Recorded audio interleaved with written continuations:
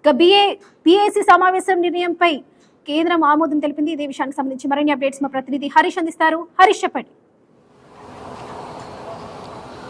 లక్ష్మి, ఈరోజు assembly budget సమావేశాల అనంతరం బీఏసీ సమావేశం జరిగింది. ఈ సమావేశానికి ముఖ్యమంత్రి నారా చంద్రబాబు నాయుడుతో పాటుగా బీజేపీ నుంచి విష్ణుకుమార్ రాజు, జనసేన నుంచి నాదెండ్ల మనోహర్ వంటి నాయకులు హాజరయ్యారు. ప్రధానంగా బీఏసీకి సంబంధించినటువంటి సమావేశంలో రాబోయేటువంటి అసెంబ్లీ సమావేశాలకు సంబంధించి బడ్జెట్ అసెంబ్లీ సమావేశాలకు సంబంధించి ఎన్ని రోజులు చర్చించాలన్న దానిపైన బీఏసీ సమావేశంలో నిర్ణయం తీసుకున్నారు. ఈ నెల 22వ తేదీ వరకు కూడా అసెంబ్లీ బడ్జెట్కి సంబంధించినటువంటి సెషన్స్ కొనసాగుతాయని చెప్పి కూడా స్పీకర్ స్పష్టం చేసినటువంటి సిచ్యువేషన్ ఉంది. ప్రధానంగా చూసుకుంటే కనుక 22వ తేదీ వరకు జరిగేటువంటి బడ్జెట్కి సంబంధించినటువంటి సమావేశాలకు భాగంగా రేపు బడ్జెట్ సమావేశాలకి బ్రేక్ ఉంటుంది. బ్రేక్లో వర్క్షాప్ నిర్వహిస్తారు. శాసనసభ్యులకి, సభ్యులకి, కూటమి పార్టీలకు సంబంధించినటువంటి సభ్యులకు సమావేశం కూడా ఇందులో వర్క్షాప్ కూడా నిర్వహించేటువంటి సిచ్యువేషన్ ఉంది. ఇక బీఏసీకి సంబంధించినటువంటి సమావేశంలో స్పీకర్ చింతకాయల అయ్యన్న పాత్రుడు కీలకమైనటువంటి వ్యాఖ్యలు చేశారు. వైఎస్ఆర్ కాంగ్రెస్ పార్టీ నుంచి ఉన్నటువంటి 11 మంది సభ్యులు సమావేశానికి హాజరు కాకపోవటాన్ని పూర్తిగా అసెంబ్లీ చట్టానికి లోబడి చేస్తున్నది కాదన్నటువంటి ఒక అభిప్రాయం వ్యక్తం చేసింది.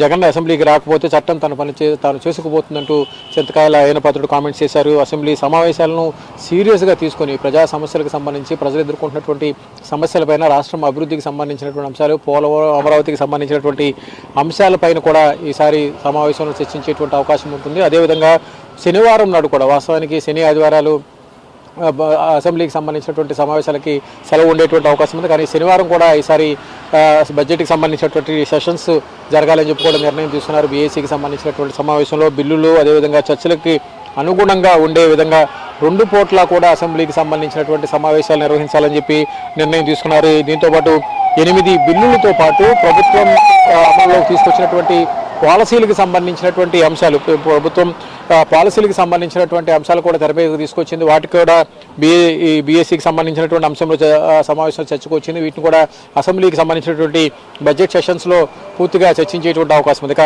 ముఖ్యమంత్రి చంద్రబాబు నాయుడు కూడా అసెంబ్లీకి సంబంధించి బీఏసీకి సంబంధించినటువంటి సమావేశంలో మాట్లాడారు.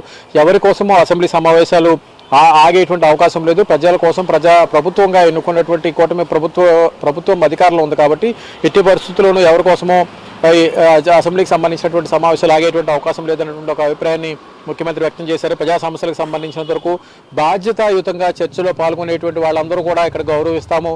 ప్రతి సభ్యుడికి అవసరమైనటువంటి ప్రాధాన్యత ఇవ్వటం, అదేవిధంగా ప్రతి సభ్యుడిని కూడా మాట్లాడించేటువంటి ప్రయత్నం చేయడం, ఇందులో భాగంగా గతంలో ఉన్నటువంటి అనుభవాలను కూడా ఈ సందర్భంగా ముఖ్యమంత్రి గుర్తు చేసుకున్నారు. 1995లో తెల్లవారుజామున 4 గంటలకు కూడా రాత్రి సమయంలో కూడా జరిగినటువంటి సమావేశాలకు సంబంధించినటువంటి సందర్భాలు, ఆ రోజు తెల్లవారుజామున భోజనాలు చేసినటువంటి సందర్భం, అసెంబ్లీ సమావేశాల నిర్వహణకు ఎంత కష్టపడి, ఎంత ఓర్పుతో అసెంబ్లీలో చర్చకి సంబంధించినటువంటి అంశాలపైన, ప్రజా సమస్యలపైన. హరీష్, అసెంబ్లీ సమావేశాలకు సంబంధించి వైసీపీ పాల్గొనటంపై దీనిపై ప్రధాన చర్చకు ఏమైనా వచ్చిందా? స్పీకర్ కూడా అదే విషయాన్ని ప్రస్తావించారు. ప్రధానంగా ఎవరైతే ప్రజా సమస్యలు, ప్రజా అభిప్రాయాలకి గౌరవించి, చట్టసభలను గౌరవించి ఎన్నికైనటువంటి శాసనసభ్యుడిగా ఉంటారో వాళ్ళు సభలకు వచ్చి ప్రజా సమస్యలపైన చర్చించాల్సినటువంటి సిచ్యువేషన్, వాళ్ళకి తగిన ప్రాధాన్యత ఇస్తాము, వాళ్ళకి తగినటువంటి గౌరవం ఇచ్చి వాళ్ళకి మాట్లాడేటువంటి అవకాశం కనిపిస్తుంది. కానీ ఒక్కసారిగా గెలిచినటువంటి 11 మంది శాసనసభ్యులు అసెంబ్లీ సమావేశాలను బహిష్కరిస్తున్నట్లు ప్రకటించడం చూస్తే కనుక ఇది చట్టవిరుద్ధం కాదు. ప్రధానంగా ఇందులో ఎవరు వచ్చినా రాకపోయినా సరే ప్రజా సమస్యలపైన నిరంతరం పోరాటేటువంటి కూటమి ప్రభుత్వం ఉంది కాబట్టి ఆ కూటమి ప్రభుత్వం పూర్తిగా ప్రజలకు సంబంధించినటువంటి అంశాలు, ప్రజలకు సంబంధించినటువంటి అజెండాను భుజాన వేసుకొని ముందుకు వెళుతుంది.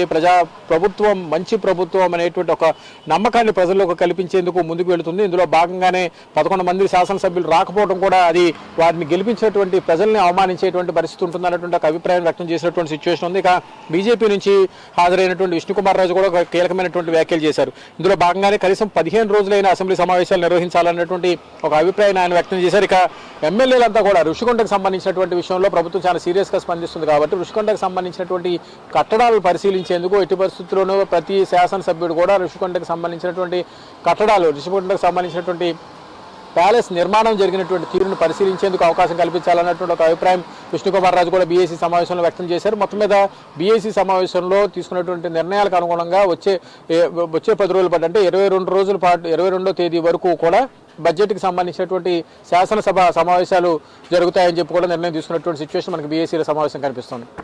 Varalakshmi. Right Harish, thank you.